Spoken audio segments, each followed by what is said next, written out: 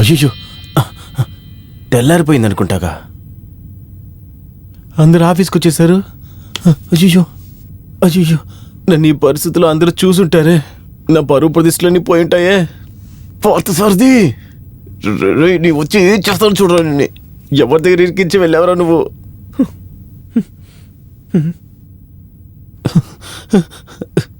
అందరూ వచ్చేసారు కదరా. రే పాత సార్ది చేతులు చిరుక్కోవాలి. నువ్వు ఉంటావురా. మంచి వేళ చూడలేదు. ఇక్కడ నా పరువు ప్రతిష్టలన్నీ గాలి కలిసిపోతున్నాయి. కొంచెం పని చేస్తున్నారా? ఉంటారా? నీ పని చెప్తా వచ్చి. మంచి వేళ అందరూ బిజీగా పని చేసుకుంటున్నారు. రే ఇక్కడ చూడరా పార్ట్స్. అది నీ వల్ల నా పరిస్థితి ఏంటో చూడరా. ఇక్కడ చూడమంటున్నానా?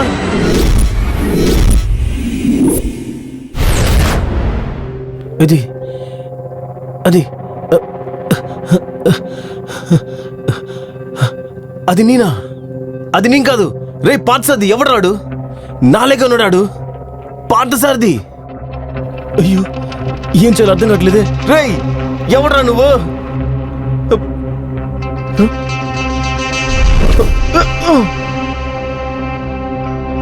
ఏయ్ కళ్ళు కలిపోతుందా ఉల్లిపాయా? ఏంటి నన్ను దాటుకుని వెళ్ళిపోతుంది? రే పార్థసారథి మాట్లాడేది వినపడుతుందా లేదా నీకు? పార్థసారథి పార్థసారథి పార్థసారథి నీ మాట్లాడుతుంది వినపడుతుందా లేదా నీకు? వాడిని ఎవరిని అడుగురా. రే ఎవరా నువ్వు? ఏయ్ పార్థసారథి పార్థసారథి.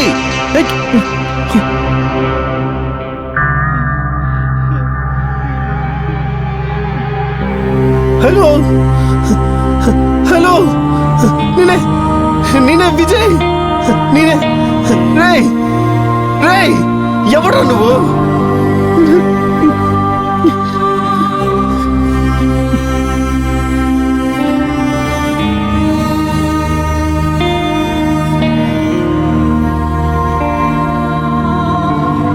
అయ్యో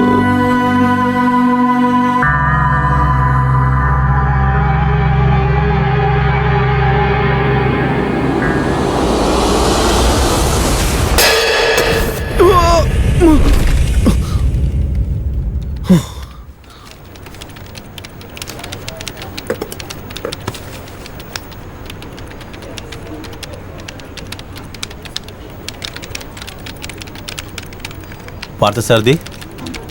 రే పార్థసారథి ఇక్కడ చూడరానండి. రే ఏంట్రా? రే నాకేదో ఒకలాగా అనిపిస్తుందిరా. రాత్రిలో ముందు దాకా తగ్గించా అంతా బాగుంటుంది. అదంతా ఏం కాదురా. దాన్ని కొంచెం ఇక్కడ చూడరా. ఏంట్రా? రే ఏంట్రా నీకు దెయ్యం పట్టిందిరా? రే ఏంట్రా పిచ్చోళ్ళకి ఏదో దెయ్యం గీయని మాట్లాడుతున్నావు? పోయి నిన్నే అడిగాను చూడరా. రే నిన్నటి నుంచి నీ ముఖంలో ఏదో తేడా కనిపిస్తోందిరా. నీ ఎవ్వరే ఆల్రెడీ నీ మీద పిచ్చ కోపంలో ఉన్నాను. కొడితే నా కొడుకు తలకాయ బద్దలైపోద్ది. రే నిజంగానే నీ ముఖంలో ప్రేతకడ కనిపిస్తుందిరా. రే మిత్రమా సారీరా. నేను నిన్ను చాలా భయపెట్టాను. ఆ భయంలోనే దెయ్యం పట్టింది అనుకుంటా. నేను చెప్పేది నువ్వు నమ్మట్లేదు కదా. ఉండు, నీకు డౌట్ క్లియర్ అవ్వాలంటే ఈ సీడీ ప్లే చేసి చూడు, నీకే అర్థమవుతుంది. ఏంట్రా ఏంట్రా ఇది? జాతకాలు చెప్పే జాతకుడే కదరా ఈడు. అవునరా, తన క్లాస్ నేను అటెండ్ అయ్యాను. ఇది ప్లే చేసి చూడు, నీకే అర్థమవుతుంది. సరే నేను ఒక పని చెప్తా, చేస్తావా? ఏంటో చెప్పు. నోరు ముసుకుని పని చేయాలి. అదే చెప్పడానికి వచ్చాను. పని చేసుకో పోరా. నీ దగ్గర చెప్పడం ఒకటే, బొరగొడ్ల దగ్గర చెప్పడం ఒకటే. సరిగ్గా పని చేసుకోరా, అదే దెబ్బలు తినే చనిపోమక్క. నీకు పోయి మంచి చెప్పాను చూడు, నా చెప్తే నేను కొట్టుకోవాలరా.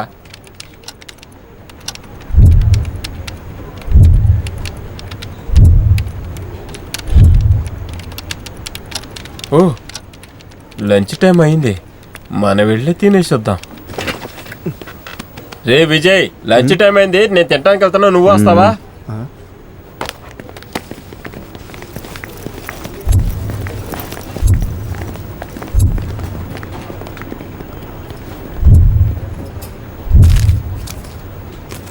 అలా ఏముంది ఇందులో, చూసేద్దాం.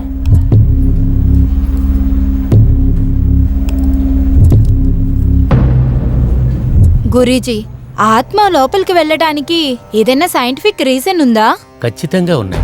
ఆత్మలు మనిషి రూపంలోకి వెళ్ళటానికి కూడా, మనిషి రూపంలోంచి బయటికి వెళ్ళటానికి ఒక విజ్ఞానపూర్వకమైన కారణం ఉంది. ఆత్మ అనేది మనిషి శరీరం లోపల ఎంతో ఎక్కువైన ఉష్ణంతో కలిసి ఉండే కనపడని శక్తి. ఈ శక్తి ఒంట్లోంచి బయటికి రాకుండా ఉండటానికి మన ఒంటిని చుట్టూ ఉండే సూక్ష్మ శరీరాలు అడ్డపడుతున్నాయి. ఈ సూక్ష్మ శరీరాన్ని మనం మానసిక, తర్వాత ఆత్మ భావ శరీరం అని చెప్తాం. ఏదో ఒక సందర్భంలో మనిషి అనేవాడు భయపడుతున్న సమయంలో, లేకపోతే ఎక్కువైన భావనలు చూసేటప్పుడు ఈ సూక్ష్మ శరీరం అనేది తన భావనని పోగొట్టుకుంటుంది. ఇటువంటి సందర్భంలోనే ఆత్మలు మనిషి శరీరంలోంచి బయటికి వస్తున్నాయి.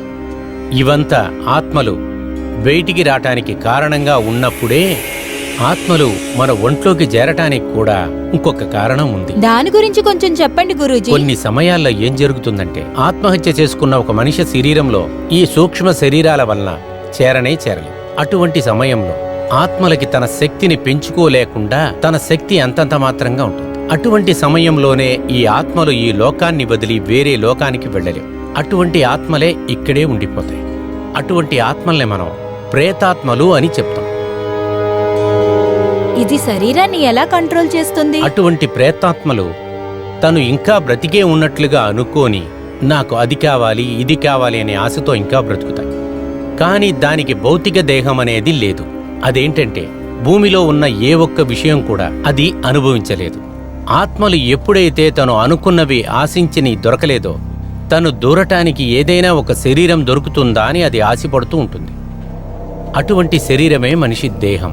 ఏ మనిషి అయితే తన మనసుతో భయపడుతున్నాడో అటువంటి మనిషి దగ్గర ఈ ప్రేతాత్మలు చిత్ర విచిత్ర కథలను చెప్పి భయపెట్టి తన సూక్ష్మ శరీర బలాన్ని తగ్గించి తన శరీరాన్ని బలహీనంగా చేసి ఆ దేహంలోకి తను వెళ్ళిపోతుంది. దాని తర్వాత వేరే లోకానికి వెళ్ళలేవు. తన ఆశల్ని నెరవేర్చుకుంటానికి చూసుకుంటుంది. ఇటువంటి సమయంలోనే ఆ మనిషి నడవడిక మారుతున్నట్లు మనకు కనపడుతుంది. ఎందుకంటే తన మనసు తన కంట్రోల్లో ఉండదు. తను ఎప్పుడూ విచిత్రంగానే ఉంటాడు. కొత్త కొత్త ఆశలన్నీ తనకి పుడతాయి. ఇవన్నీ ఆ దేహంలో ఉండే ఆత్మలు చేసేవి. ఒక మనిషి చిన్న వయసులో ఒక మనిషి ఆత్మ తన శరీరంలోంచి బయటికి వచ్చి, తన బ్రహ్మలోకం నుంచి బయటికి వచ్చి ఈ భూలోకంలో తిరగటమంతా కొన్ని సీసీటీవీ కెమెరాలో రికార్డ్ అయ్యాయి. అటువంటి వీడియోని నేను మీకు చూపిస్తాను. సీసీ కెమెరా, దాంట్లో ఏదైనా క్లూ దొరకచ్చు కదా.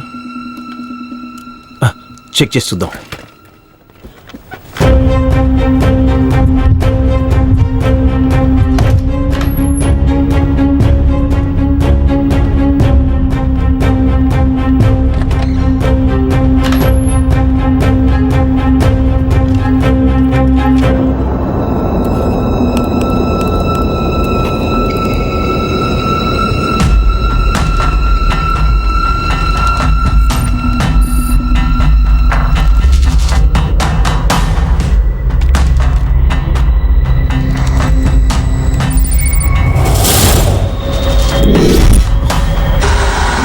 నా వెనకేదో వచ్చినట్టుంది కదా, రివైండ్ చేసి చూద్దాం.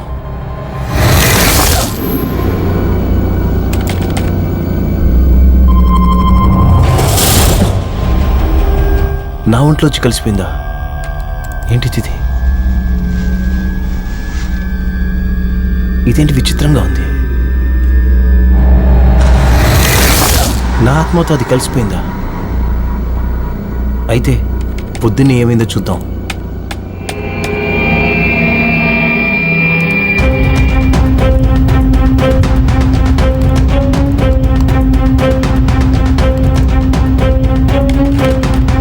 అరే, నేను ఇక్కడ కూర్చున్నానేంటి? అక్కడెవరో నిలబడ్డట్టుంది.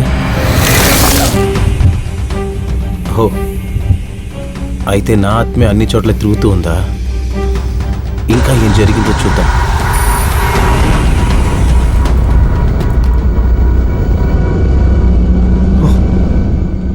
వెనక ఒక ఆత్మ నిలబడింది.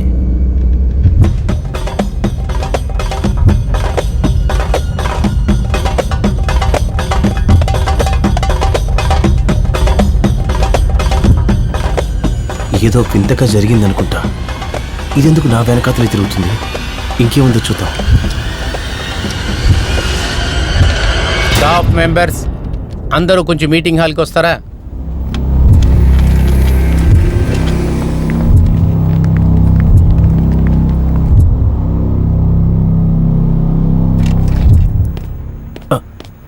అయ్యో, పిలిచిన వెంటనే వచ్చి నిలబడున్నారు. ఏమైంటుంది? మాట్లాడుకోవడం మనం వాళ్ళతో కలిసిపోదాం. Hi hi hi hi hi hi రే సైలెంట్గా ఉండరా. Hi sir.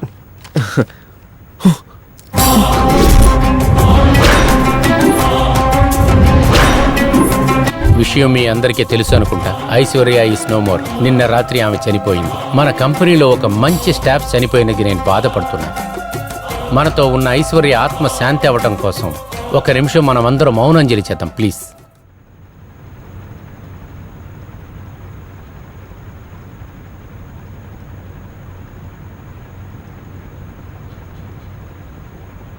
Thank you. రేపు కంపెనీ ఒకరోజు లీవ్ ఇస్తుంది.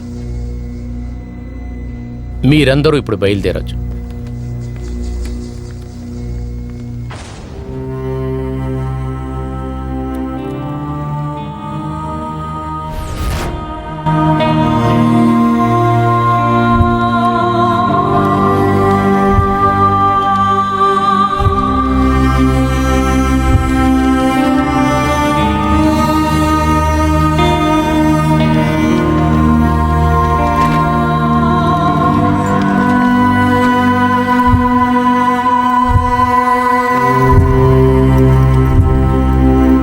నాకు ఏర్పడిన ఈ అనుభవం, నా ఒంట్లో కలిసిన ఈ ఆత్మ, నిన్న రాత్రి హత్యకు గురైన ఐశ్వర్య, ఇదంతా ఏదో విచిత్రంగా ఉంది.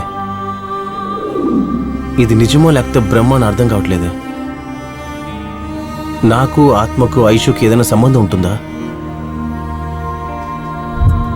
పార్థసారథి నా మొహం చూసి పీడమొహంలా ఉందన్నాడే. చూద్దాం.